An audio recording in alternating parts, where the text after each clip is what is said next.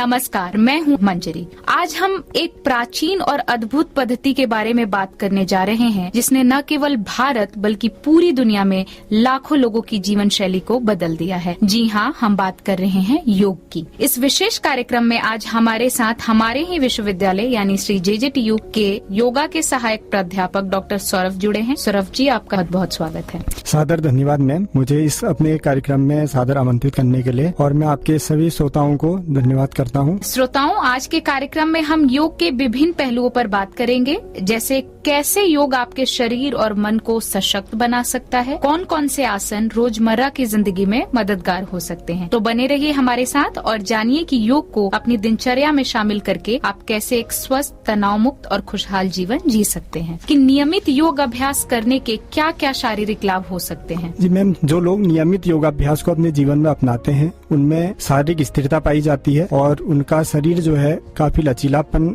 उनके शरीर में पाया जाता है, और जो भी रोग प्रतिरोधक क्षमता है उसके उनमें वृद्धि होती है, और अन्य लोगों की अपेक्षा उनमें संतुलन और स्थिरता पाई जाती है। जैसे ताड़ासन करने वाले जो बच्चे हैं उनकी लंबाई में वृद्धि पाई जाती है, और जो मंडूक आसन इत्यादि जो झुकने वाले आसन है उसमें उदर से संबंधित विकार उनमें नहीं पाए जाते हैं। और जैसे सूर्य नमस्कार के विषय में कहा गया है, जो लोग नियमित सूर्य अभ्यास करते हैं, आदित्यस्य नमस्कारान ये कुर्वन्ति दिने दिने आयु प्रज्ञा बलम वीर्यम तेजस तेसाम च जायते। जो लोग प्रतिदिन सूर्य नमस्कार करते हैं उनमें आयु, प्रज्ञा मतलब बुद्धि, वीर्य, बल और तेज की दिन प्रतिदिन वृद्धि होती है। तो श्रोताओं, आप भी इस श्लोक को याद कर लीजिएगा और नियमित योग अभ्यास जरूर कीजिएगा। आपने अपने वार्ता में बच्चों का जिक्र किया और ताड़ासन का जिक्र किया, तो मैं जो अगला सवाल पूछूंगी वो यही पूछूंगी कि बच्चों और किशोरों के लिए योग का क्या महत्व है और क्या कुछ सरल आसन हैं जिन्हें वे आसानी से कर सकते हैं। जी मैम, बच्चों को प्रारंभ में ताड़ासन, तिर्यक ताड़ासन, त्रिकोण आसन, वृक्ष आसन, नौकासन, चक्की चाल आसन, वीर आसन, बाल आसन, और इसके बाद हम सूर्य नमस्कार और प्रज्ञा योग होते हैं जो समूह में, इसमें जैसे सूर्य नमस्कार में 12 आसनों का समूह है, प्रज्ञा योग में 16 आसनों का समूह है। तो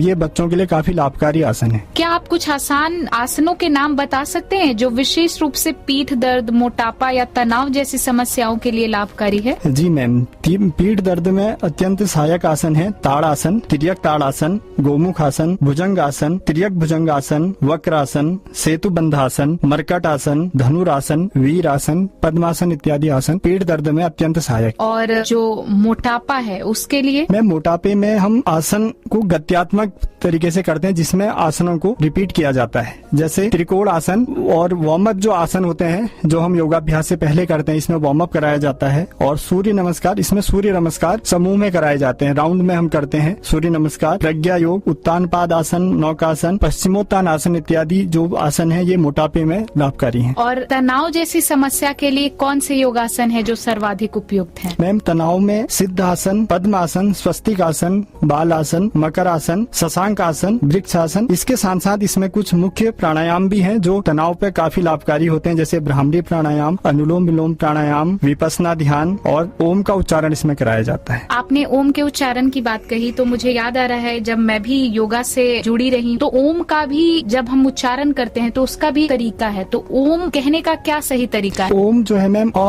उ म 3 शब्दों से मिलके बना हुआ है। तो जो पूरा जो ओम का उच्चारण किया जाता है वो पूरा मुंह खोल के जो ध्वनि निकलती है वो ओमकार की ही होती है। पहले अ, फिर उ और म। तो ब्रह्मा विष्णु महेश को भी रिप्रेजेंट करता है, और साथ में हमारे जो तीनों लोग हैं उसको भी ये ओम का उच्चारण इनसे संबंधित है। आपने पीठ दर्द के लिए जो ताड़ासन, गोमुखासन, भुजंगासन, सेतु बंधासन का जिक्र किया था, तो मैं पूछना चाहूंगी कि क्या आप हमारे श्रोताओं को ये बताएंगे कि ताड़ासन जो है उसको लगाने की सही विधि क्या है? क्योंकि आजकल ताड़ासन हम सर्च करते हैं तो नेट पे इतना रिजल्ट आ जाता है कि हम कंफ्यूज हो जाएंगे कि कौन सा सही है। तो जो ताड़ासन है उसका सही प्रारूप क्या है, वो आप अगर हमारे श्रोताओं के साथ साझा करें तो बहुत ही लाभकारी रहेगा। जी, ताड़ासन करने के लिए सर्वप्रथम सीधे स्थिर खड़े हो जाएं, और उसके बाद अपने दोनों हाथों को ऊपर ले जाके अपोजिट जोड़ना है और पूरे शरीर को खींचना है। और आपकी जो आप खड़े रहेंगे पंजों के बल पे, आपका पूरा शरीर पंजों के बल पे रहेगा और बाकी पूरा शरीर पर को खींचना है। तो यह ताड़ासन है, और जितनी देर आप होल्ड कर सकते हो उतनी देर होल्ड करना है, और सांस आपकी बने रहेगी, और जब आप नीचे आएंगे तो सांस को छोड़ना है। अच्छा, और अगर कोई बुजुर्ग है और वो अपने पंजों पर खड़ा नहीं रह सकता है तो क्या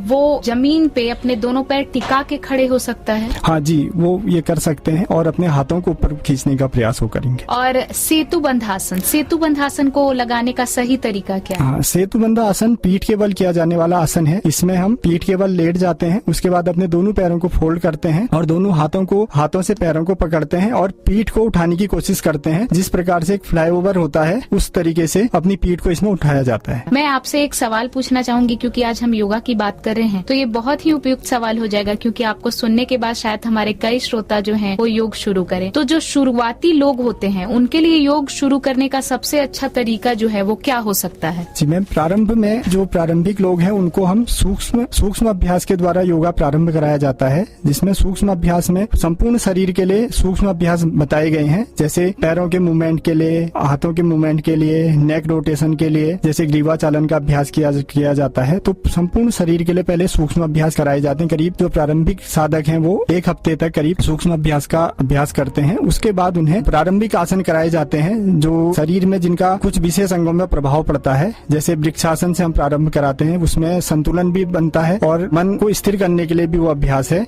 उसके बाद ताड़ासन, त्रिकोण आसन, भुजंग आसन, इन आसनों से प्रारंभ करते हुए जैसे जैसे शरीर का संतुलन बढ़ता जाता है फिर वैसे ही हम एडवांस आसन की तरफ लोगों को ले जाते हैं, कि जैसे मयूर आसन है, शीर्षासन है, फिर ये अभ्यास कराए जाते हैं। तो मतलब अगर कोई नया जो है और वो योग से जुड़ रहा है तो उससे पहले सूक्ष्म आसनों पर अपनी पकड़ बनानी चाहिए और उसके बाद उसके एडवांस लेवल पे पहुंचे तो बेहतर रहता है। आपका बहुत बहुत धन्यवाद सौरभ जी, आपने हमारे श्रोताओं के साथ योग से संबंधित बहुत ही महत्वपूर्ण जानकारी साझा की। नमस्कार।